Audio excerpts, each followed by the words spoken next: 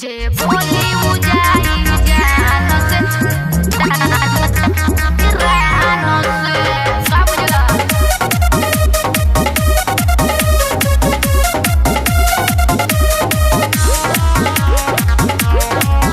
हमर चक्कर चलता रानो से ऐसे देखावा ना तोपे वाला चीज के मन लसिया जाता हमार पसीज के।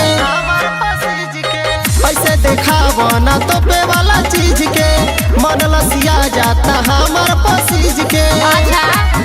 काहे चले लेते सीना तान के जे बोली उजाई जान से हमर चक्कर चलता हिरान से।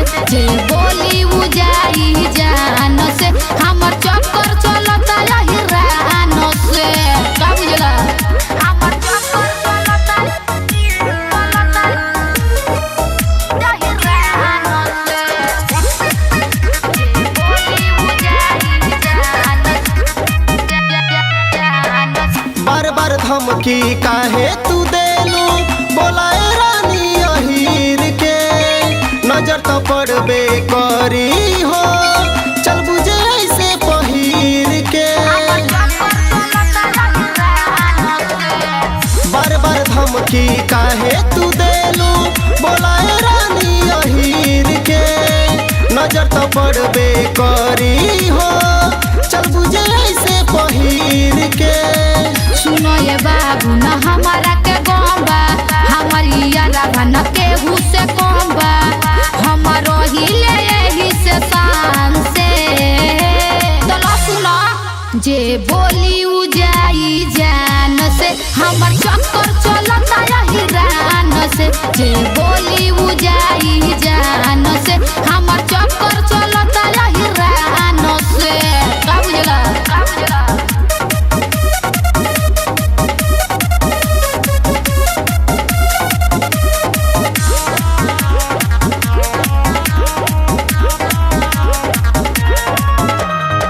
यादव जी तो खुश बाड़े ताजा ताजा फल खा के।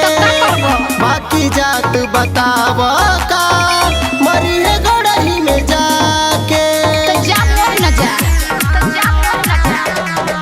यादव जी तो खुश बाड़े ताजा ताजा फल खा के। बाकी जात बताव का मरी है गड़ही में जाके। सबके ठीका कर ले बानी हमही अभी तो माल तू देखो तारा कमही। बबलू चाहे ले हमके अरमान से।